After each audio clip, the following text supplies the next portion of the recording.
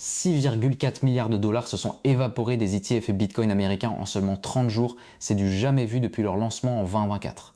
Pendant ce temps, Bitcoin s'est effondré de 17% sur la même période. On assiste à un exode massif des capitaux institutionnels et ça sent vraiment le retournement de tendance majeure. Les investisseurs traditionnels fuient le marché crypto et franchement je pense qu'on est en plein dans ce que j'appelle un vrai crypto winter chill. Les flux sortants battent tous les records et ça pose une question cruciale. Est-ce que les institutions sont en train de perdre confiance ou est-ce qu'elles anticipent une correction encore plus violente? Personnellement, je trouve cette hémorragie de capitaux très inquiétante pour la suite. Si vous voulez soutenir notre travail, n'hésitez pas à liker la vidéo et à vous abonner. Vous pouvez aussi poser toutes vos questions, nous y répondrons rapidement. Si vous voulez en savoir plus sur Midcore Labs, je vous invite à cliquer sur le lien en description.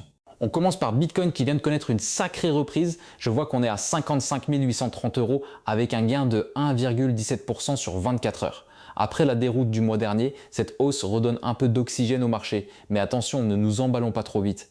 Ce qui me refroidit vraiment, c'est le volume qui s'effondre, moins 5,79% sur 24 heures. C'est problématique. Une hausse sans volume, c'est comme une voiture sans essence, ça ne va pas aller très loin.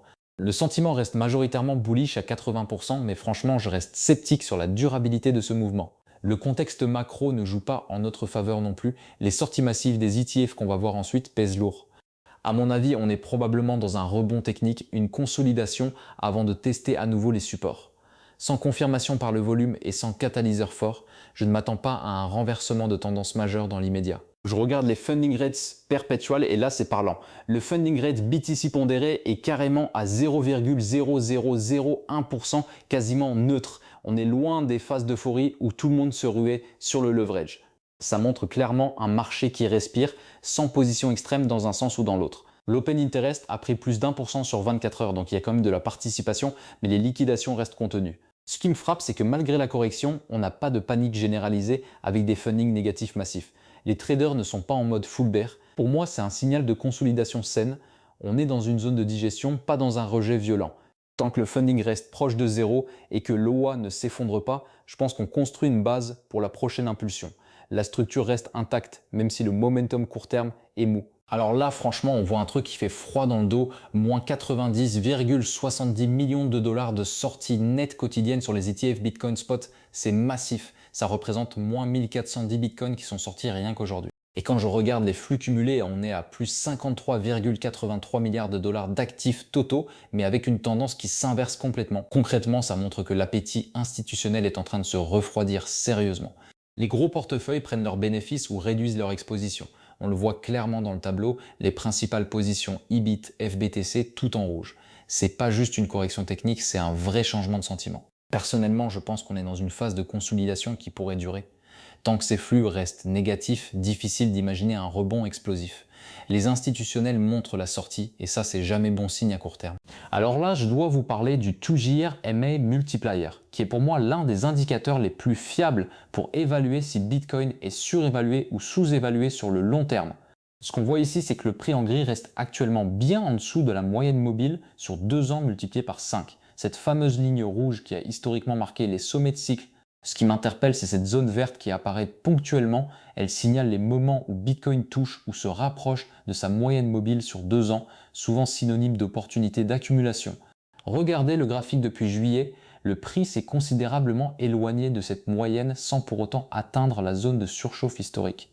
Pour moi, ça confirme une chose, on est dans une phase intermédiaire où les holders de long terme ne paniquent pas, mais où l'euphorie n'est clairement pas là non plus. Le multiplié nous dit qu'on a encore de la marge avant une vraie zone de danger spéculative.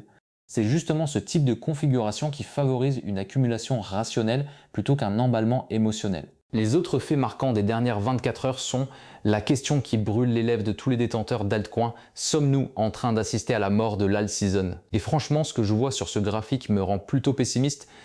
La dominance de Bitcoin tient solidement au-dessus d'un support critique. Ça signifie une chose, Bitcoin continue d'aspirer tous les capitaux disponibles, laissant les altcoins sur le carreau. Vous vous souvenez de ces phases où tout le monde criait « to the moon » sur chaque petit altcoin?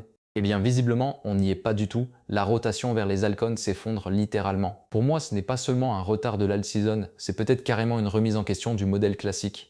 Tant que Bitcoin reste aussi dominant, les altcoins continueront de souffrir. Les investisseurs préfèrent clairement la sécurité relative du roi plutôt que les promesses volatiles des challengers. Je reste convaincu qu'on va attendre encore un bon moment avant de voir un véritable rallye généralisé des altcoins.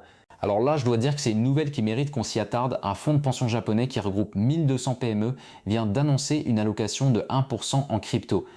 Franchement, ça peut sembler dérisoire comme pourcentage, mais c'est exactement ce genre de signal qu'il faut surveiller. Le Japon, on le sait, a toujours été un marché clé pour la crypto, mais côté institutionnel, il restait plutôt frileux. Voir un fonds de pension franchir le pas, c'est symbolique. On parle d'acteurs ultra conservateurs qui gèrent l'épargne et retraite de milliers de salariés. Leur entrée, même timide, valide la crypto comme classe d'actifs légitime. Ce qui m'intéresse surtout, c'est l'effet domino potentiel. Si d'autres fonds japonais suivent ce mouvement, on pourrait voir des flux institutionnels significatifs arriver d'Asie. Et ça, dans un contexte où les ETF américains saignent, ça pourrait apporter un équilibre bienvenu. Voilà, c'est tout pour aujourd'hui. Si vous voulez aller plus loin, n'hésitez pas à cliquer sur le lien en description. N'oubliez pas de liker la vidéo, de vous abonner à la chaîne, et à très vite. L'IA est en train de bouleverser complètement le game de la sécurité crypto et franchement c'était inévitable. Les outils d'audit alimentés par l'IA deviennent non seulement plus accessibles financièrement mais aussi beaucoup plus rapides et performants. Ce qui prenait des semaines à des auditeurs humains peut maintenant être scanné en quelques heures. Et là on touche à un point critique, ces technologies vont redéfinir ce qu'on considère comme une diligence raisonnable acceptable. Déployer un smart contract sans l'avoir passé au crible de l'IA va bientôt être perçu comme de la négligence pure et simple. Pour le marché, ça change tout.